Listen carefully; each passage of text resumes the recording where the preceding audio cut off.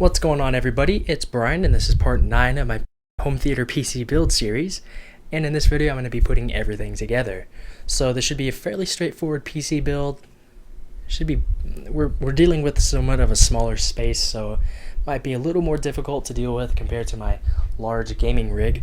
So I have all the parts laid out, so all that's left to do is to put everything together. So I'm going to start with the simple stuff first. So I'm going to take the motherboard, just sort of set it down a little bit, and I'm going to adjust my camera so you can see it. So the first thing I'm going to do is install the processor. So this is a very easy process. You just have to lift this latch up, and there's this little plastic socket cover that you have to take out. So now we have to take out the processor itself and just put it into the slot like so. Very straightforward. It only goes in one way, so it's sort of hard to screw up. Next thing to do is just close the latch back down again. Don't worry if it's a tight fit, because it's supposed to be tight, just so that nothing moves around or anything like that. So you will have to put some pressure down on this little latch to actually get it to close. So next up, we're going to put in our processor heatsink and fan. So this is the stock heatsink and cooler. I don't really need an aftermarket one, because this is able to cool everything just fine. The Sandy Bridge processors run relatively cool, and they're pretty good when it comes to power efficiency. So all we really need to do is make sure all of these are opened, all of them are pushed in a little bit, all of these different little push pins, and we just have to line everything up with the board. Might want to lift it off of the desk, and you just need to push everything in. It's also good to look on the underside just to make sure all of the push pins have been pushed completely inside. And in my case, they have. Now the next thing you might want to do, probably not necessary, but I just want to do this just to be reassured, and you're probably going to want to screw in these little push pin areas. Let me zoom in a little bit closer. So what you're going to want to do is just take a screwdriver that looks similar to this. I forgot what this head is called, so oh well. Just want to make sure that you can screw everything in. I'm going to have to choose the smaller end. So you just want to make sure that everything is tightened and screwed into place. So once you've made sure that everything is tightened, you could go ahead and find the 4-pin CPU PWM plug and plug that into the appropriate slot, which is right here on this particular motherboard. Most motherboards have it in a similar location. So you just have to slide the cable in to the little thing there, and you are good to go. So that's it with the heatsink and fan. Now let's go ahead and install the RAM. So let's go ahead and take our RAM sticks, and RAM is very easy. Just need to make sure that these are open first. And you can just go ahead, line everything up, and push it down, and these little latches should automatically come back up. Let's do the same thing to our second stick. And there you go. So your RAM is installed, and that is pretty much all the things that we need to do to the motherboard. So I'm going to go ahead and bring the case over so that we could actually mount the motherboard into the case. So here we have the case. So this supports a maximum of a micro ATX board, which is this. This is a micro ATX size. For now, I'm going to go ahead and move some of these cables out of the way so that we could actually start the mounting process of the motherboard. So I found the little baggie of screws. It was in the same box that came with the vertical stand for the case. So let's go ahead and dump everything out. Well, not everything, because here you can see that we have 4 rubber feet that we could put onto the case. Let me carefully dump everything out. I don't want to lose anything, drop screws on the floor and I'll never find them.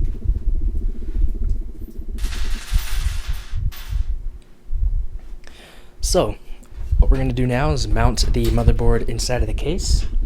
So let's go ahead and take it and shove it into the case. So it looks as though the motherboard is properly aligned. I see all the screw holes through the motherboard. Now, before you do that, before you put any of the screws into the motherboard, you want to take your I/O backplate and put that into the case first. So that was my mistake, so I have to take the 2 screws out that I already put in. Then we have to take the motherboard out. Then we could go ahead and put in the I/O backplate. And then we could put the motherboard back in and then start screwing everything back together. So the next thing we're going to do, which is a very easy thing to do, is to install our Wi-Fi card. So we're going to have to take this full length bracket off first. So to do that, there are 2 screws on the card that we just have to take off. So the 2 screws are gone, and so is the bracket. So let's go ahead and take our new low profile bracket, which is in this little bag, as well as our antenna. There's also a couple of extra screws. So now that our low profile bracket is installed onto our Wi-Fi card, we could go ahead and install it into the motherboard.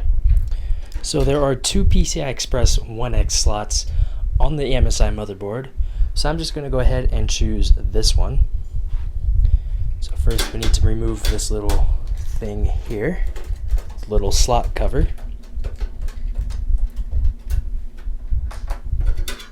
And just go ahead and slide the card in.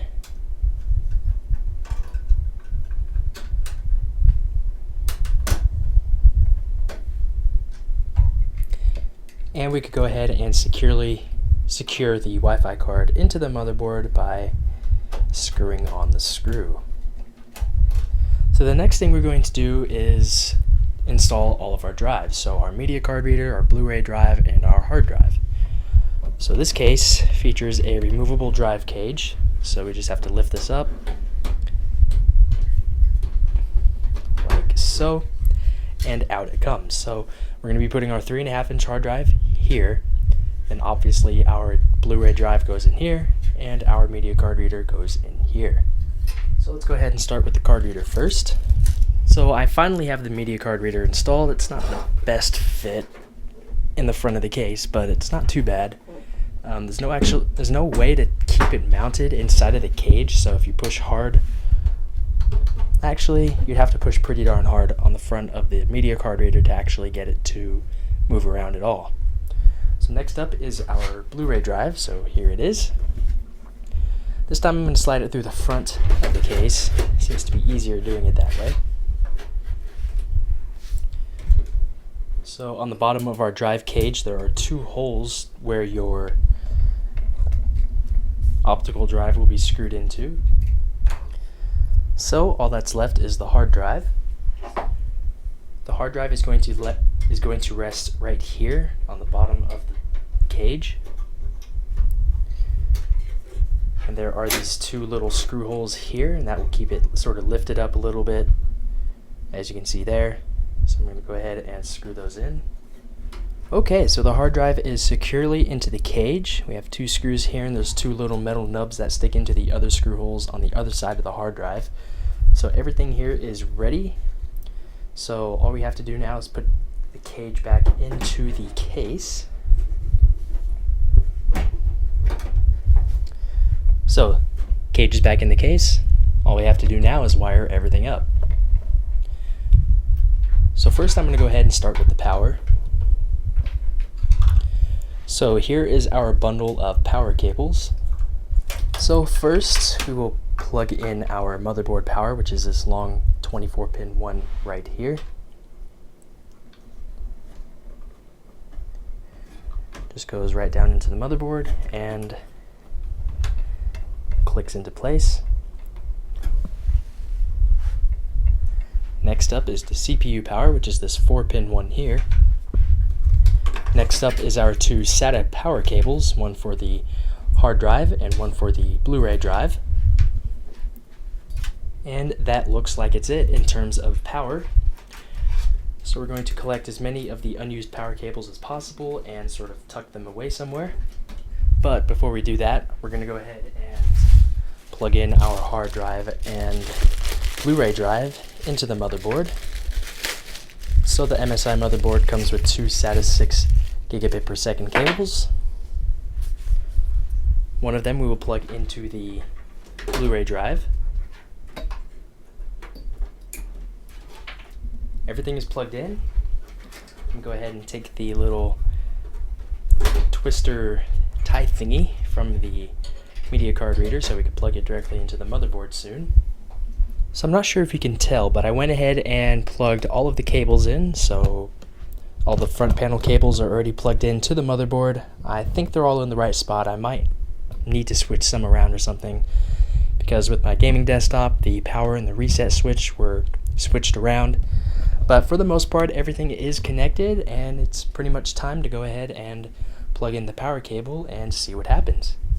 So for this portion, the test to make sure everything turns on, I'm going to go ahead and use my iPhone 4 instead, because it's a little bit easier to maneuver around on the inside of the computer. So let's go ahead and plug in the power cable into the power supply. Now, spoiler alert, I've already tried to turn it on. Didn't work at first, so I was messing around with a bunch of the cables and whatnot, and it turned out that my CPU pin was backwards. So instead of it being in the right way, it was turned around the other way. So I put it in the right way, and pushing the power button seems to turn everything on. So the fans are on, that fan is on, this one is on too. The power for the memory card reader is on. Let me go ahead and focus. And the Blu-ray drive opens up as expected. Now, there's one thing to note, and that is that the FireWire port on the front of the case is not going to work, and that is because the motherboard that I've chosen, it simply doesn't have a FireWire 1394 header anywhere. So, a little bit of a disappointment, but it's not too big of a deal, because USB 3 is already on board, so why would you need to use FireWire 400 over USB 3.0? So everything seems to be working. All I'm going to do now is go ahead and go to sleep, and then I'm going to go ahead and install Windows 7 onto here. And that is it with part 9 of my PC build series, where I actually put everything together and turn it on just to see what happens. So if you have any comments, questions, or suggestions, you can leave them down below in the comments area. But that's it with the video. So thanks a lot for watching, and I'll see you all very soon.